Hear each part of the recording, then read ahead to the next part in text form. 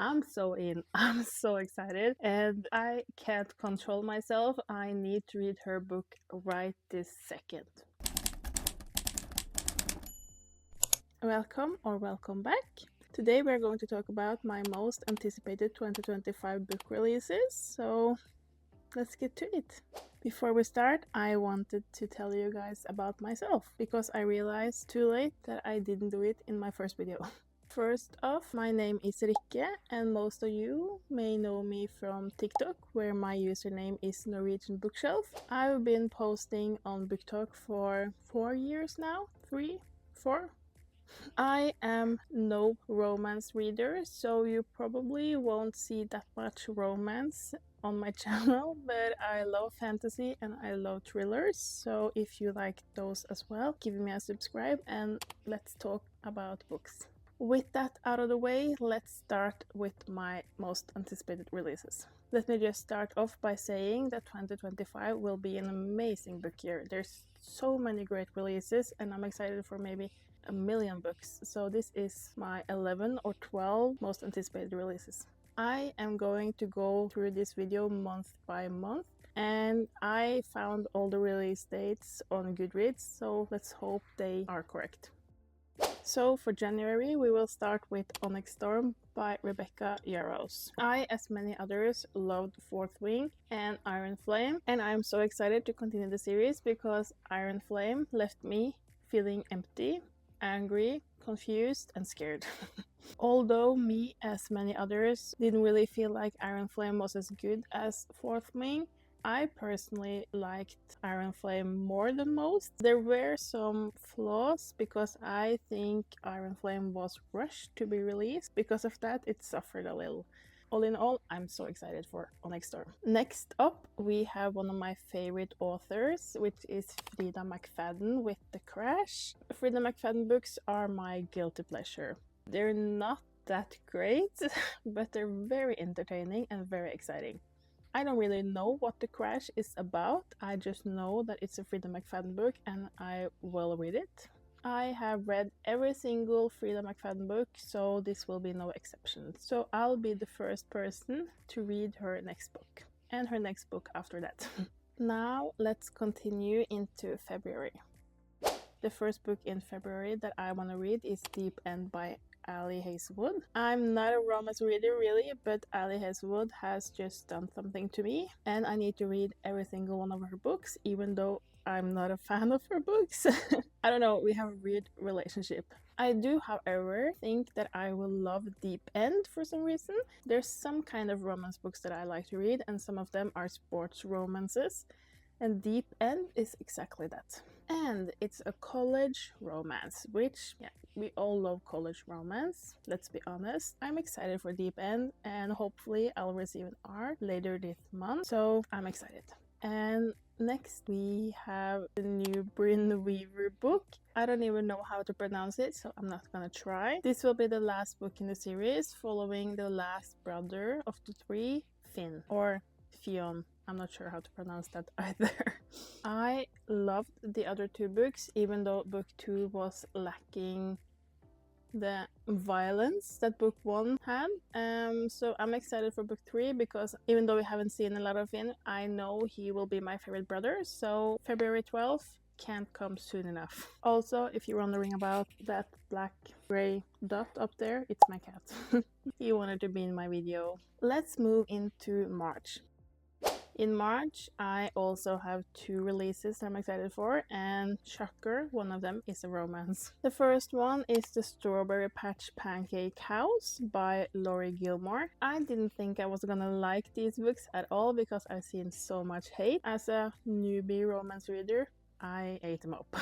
The one thing that I know about this book is that it's about Iris, which we met in the last book, The Christmas Tree Farm. And from what we saw of her in The Christmas Tree Farm, I am very excited to have a book all about her.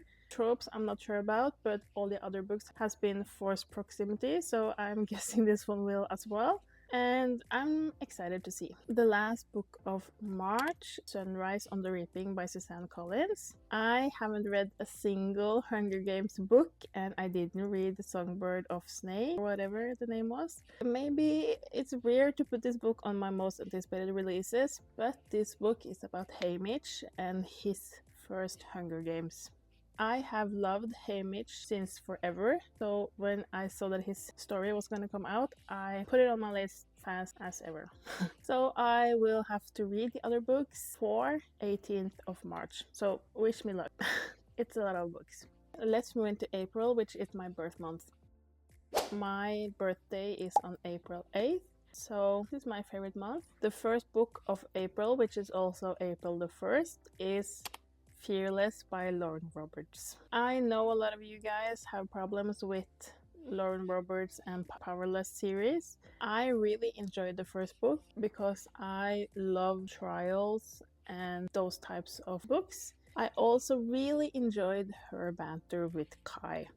The second book I really didn't like. I think I gave it 3 stars, and that was To Be Nice. I need there to be action in a book because, as I've said 100 times now, I'm not a romance girly, and Reckless was for the romance girlies. Us fantasy girlies that likes action, we didn't like Reckless. So I'm so excited for Fearless because the cliffhanger made me angry and sad. Let's see.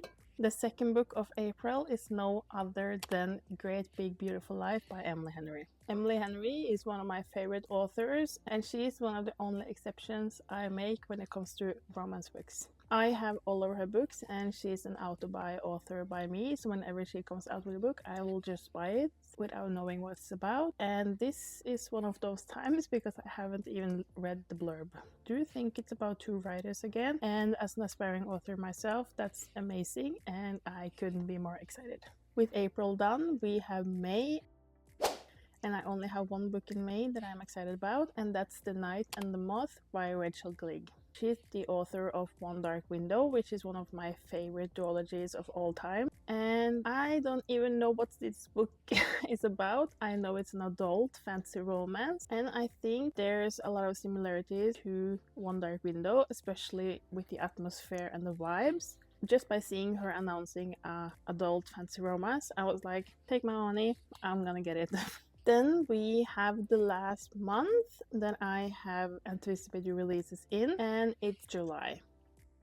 The first book of July that I'm excited about is The Irresistible Urge to Fall for Your Enemy by Brigitte Knightley. I am incredibly excited for this book, and mostly because I love Draco, Malfoy, and Hermione Granger. And I read many fanfics. Why do I mention that, you may ask? That's because this book is inspired by the fanfic Draco, Malfoy, and the mortifying ordeal of being in love. And I'm just so excited to read it. I haven't even read the fanfic. It's been on my list for a long time. So maybe I need to read the fanfic first and then read the book when it comes out in July. Then we're on the last book of July, which is Not Quite Dead Yet by Holly Jackson. And as I said in my first video, Holly Jackson is my favorite author of all time, so this was maybe not a shock to you guys. The most exciting thing about this release is that this will be Holly Jackson's first adult novel. I'm so in. I'm so excited, and I can't control myself. I need to read her book right this second. Do I know what it's about? No, I don't.